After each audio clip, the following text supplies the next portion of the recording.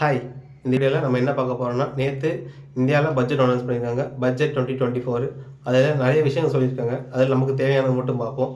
பட்ஜெட்டில் மொத்தம் 9 key point சொல்லியிருக்காங்க. அதில் ஃபஸ்ட்டு என்னென்னு பார்த்தீங்கன்னா, இன்கம் டேக்ஸ். ஆண்டு வருமானம் வந்து இந்த அளவுக்கு இருந்தால் அதோட இன்கம் டேக்ஸை குறைச்சிருக்காங்க. அது என்னன்றதை பார்க்கலாம். நெக்ஸ்ட்டு என்னென்னு பார்த்தீங்கன்னா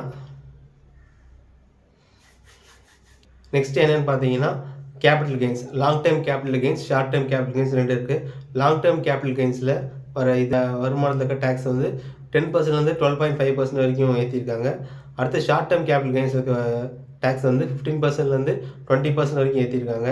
இந்த கேபிட்டல் கெயின்ஸ் என்னன்னு பார்த்தீங்கன்னா, ஷேர் மார்க்கெட், ரியல் எஸ்டேட் இதில் வரும் உங்களுக்கு. ஸோ ஒரு இதில் டேக்ஸ் குறைச்சிருக்காங்க, ஒரு இதில் டேக்ஸ் ஏற்றிருக்காங்க. இது எப்படி பார்க்குறதுனா, உங்களுக்கு வந்து மந்த்லி சேலரி வந்து இவ்வளோ அமௌண்ட்டு இருக்கிற அமௌண்ட்டை நீங்கள் ரெடியூஸ் பண்ணி கட்டுவீங்க. இத்தனை வருஷம் நீங்கள் ஒரு 50,000 கட்டிட்டு இருந்தீங்கன்னா, நெக்ஸ்ட் மந்த் ஒரு 35,000 40,000 கட்டுறீங்கன்னா, ஒரு பேலன்ஸ் 10,000 நிற்கும் இல்லையா? அந்த 10,000 நீங்கள் என்ன பண்ணீங்க, உங்கள் இன்வெஸ்ட்மெண்ட் ஒன்று ரியல் எஸ்டேட்லேயோ இல்லை ஸ்டாக் மார்க்கெட்லேயோ ஏதோ ஒரு கேபிட்டலுக்காக நம்ம ஒரு ப்ராஃபிட்காக போடுவோம். ஸோ அப்படிருந்து வர ப்ராஃபிட்டை நீங்கள் திருப்பி எடுக்கிறப்ப அது உங்களுக்கு வந்து அவங்க அந்த 10% டேக்ஸ் வந்து 12.5%ஆக மாற்றிட்டாங்க. ஸோ பேசிக்காக பார்த்தீங்கன்னா, இதில் டேக்ஸ் கம்மி பண்ணிட்டு இதில் டேக்ஸ் ஏற்றுனதுனால கவர்மெண்ட்டுக்கு சேம் அதே இன்கம் போகுது. உங்கள்கிட்ட இருந்து ஒன்று கம்மி அதிகமாக அந்த மாதிரி போகலாம். பட் பார்த்தீங்கன்னா, நீங்கள் சேம் டேக்ஸ் தான் கட்டுவீங்க. சேலரி வாங்குறப்போ சேலரி வாங்குறப்போ டேக்ஸ் கம்மி பண்ணி இந்த பக்கம் டேக்ஸ் அதிகமாக்கியிருக்காங்க. நெக்ஸ்ட் என்னென்னு பார்த்தீங்கன்னா, எஜுகேஷனை பொறுத்தளவுக்கு இந்த டேக்ஸில் இந்த பட்ஜெட்டில் அதிகமாகவே கொடுத்துருக்காங்க. என்னென்னு பார்த்தீங்கன்னா, 1.48 lakh crores வந்து எஜுகேஷனுக்காக ஒதுக்கியிருக்காங்க. இதில் என்னென்ன வருதுன்னு பார்த்தீங்கன்னா, ஹையர் எஜுகேஷனுக்காக 10 lakhs வரைக்கும் லோன் தரதாக சொல்லியிருக்காங்க. நெக்ஸ்ட் என்னென்னு பார்த்தீங்கன்னா, இன்டர்ன்ஷிப். இப்போது ரீசெண்ட் பட்ஜெட் என்ன சொல்லியிருக்காங்கன்னா, 1 crore வரைக்கும் இருக்க யங்ஸ்டர்ஸ்க்கு வந்து இன்டர்ன்ஷிப் வாங்கி தர சொல்லியிருக்காங்க. 5,000 ஸ்டைஃபனோட. அந்த ஸ்டைஃபன் எங்கே இருக்கப்படும் பார்த்தீங்கன்னா, டாப் 500 கம்பெனிஸ் மென்ஷன் பண்ணியிருக்காங்க. அது 500 கம்பெனிஸ் வந்து சிஎஸ்ஆர்லேருந்து அவங்களுக்கு எடுத்து தருவாங்க.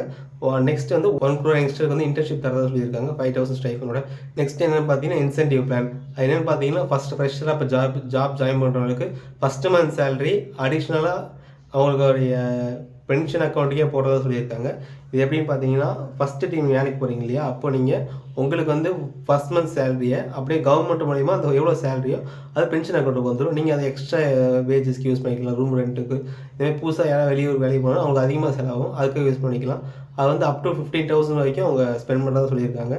நெக்ஸ்ட் என்ன இதில் ஒதுக்கினாங்க பார்த்தீங்கன்னா, டிஃபென்ஸ் செக்டாரில் பார்த்தீங்கன்னா 6.2 lakh crores வந்து ஸ்பெண்ட் பண்ணியிருக்காங்க டிஃபென்ஸ் செக்டாரில். எதுக்குன்னா, பார்டர் இன்ஃப்ராஸ்ட்ரக்சருக்காக செலவு ஒதுக்கியிருக்காங்க. நெக்ஸ்ட்டு ஒரு சில கஸ்டம் டியூட்டியை ரெடியூஸ் பண்ணியிருக்காங்க. அதில் மேஜராக எதுன்னு பார்த்தீங்கன்னா, கோல்டில் 12% இருக்க கஸ்டம் டியூட்டியை 6% மாற்றிருக்காங்க. நெக்ஸ்ட்டு மொபைல் ஃபோன்ஸுக்கு 15% மாற்றிருக்காங்க. இதனால் வரப்போகிற காலங்களில் கோல்டுக்கும் மொபைல் ஃபோனுக்கும் இருக்கிற டேக்ஸ் வந்து கம்மியாகும். நெக்ஸ்ட் என்னென்னு பார்த்தீங்கன்னா, 25 ரேர் எலமெண்ட்ஸ்க்கு வந்து கஸ்டம் டியூட்டியை எக்ஸ்டெண்ட் பண்ணியிருக்காங்க. அந்த ரேர் எலமெண்ட்ஸ் என்ன பண்ண முடியும் பார்த்தீங்கன்னா, மைக்ரோ சிப்ஸு அப்புறம் எலக்ட்ரானிக் ஐட்டம்ஸ்லாம் பண்ண முடியும். ஸோ அதில் இருக்க டேக்ஸை வந்து டினை பண்ணியிருக்காங்க.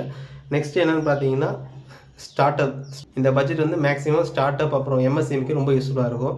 ஸ்டார்ட் அப்புக்கு பார்த்தீங்கன்னா, ஏஞ்சல் இன்வெஸ்டருக்கான டேக்ஸை வந்து மொத்தமாக டினை பண்ணியிருக்காங்க. இதுவரை இப்போ 2012 கொண்டு வரப்பட்ட ஏஞ்சல் இன்வெஸ்டருக்கான டேக்ஸை ஸ்டார்ட் அப்க்கு இனிமேல் கட்ட தேவையில்லை. ஏஞ்சல் இன்வெஸ்டர்லேருந்து வர அமௌண்ட் ஃபுல்லாக உங்களுக்கு தான் வரும். நெக்ஸ்ட் எம்எஸ்எம்இயில் பார்த்தீங்கன்னா, மேஜராக சொல்லப்பட்டது கிரெடிட் கேரண்டி ஸ்கீமுக்கு கொண்டு வந்திருக்காங்க. இப்போ லாங் டேர்ம் மிஷினரி பர்ச்சேஸ்க்காக ஹெல்ப் பண்ணணும்னு சொல்லியிருக்காங்க. Technology support. அப்புறம் செபி வந்து 24 புது பிரான்ச்சஸ் வந்து ஓப்பன் பண்ண போகிறதா சொல்லியிருக்காங்க. அப்புறம் இந்த பட்ஜெட்டில் அதிகமாக யூஸ்ஃபுல்லான ஸ்டேட் எதுன்னு பார்த்தீங்கன்னா, ஒன்று பீகார், இன்னொன்று ஆந்திர பிரதேஷ். ரெண்டுமே கூட்டணி கட்சி. அவங்களோட கூட்டணி கட்சின்றதால் மேக்ஸிமம் அவங்க ஸ்பெண்ட் பண்ணியிருக்காங்க. பீகாரில் பார்த்தீங்கன்னா 26,000 வரைக்கும் ஸ்பெண்ட் பண்ணியிருக்காங்க. 26,000 எதுக்குன்னு பார்த்தீங்கன்னா, புதுசாக ரயில்வே அப்புறம் உள்ள இன்ஃப்ராஸ்ட்ரக்சர், நியூ ஏர்போர்ட்டுக்காக செலவு பண்ணியிருக்காங்க. நெக்ஸ்ட்டு ஆந்திர பிரதேஷில் அமராவதின்ற சிட்டி டெவலப் பண்ணுறதுக்காக மட்டும் மொத்தமாக 15,000 கோர்ஸ் கொடுத்துருக்காங்க. அமராவதி சிட்டி வந்து மேஜர் டெவலப் ஆகிறதுக்கு சொல்லியிருக்காங்க. ஸோ இந்த மாதிரி யூஸ்ஃபுல்லான வீடியோ கொஞ்சம் நிறைய வேணும்னா மறக்காமல் சப்ஸ்கிரைப் பண்ணிடுங்க.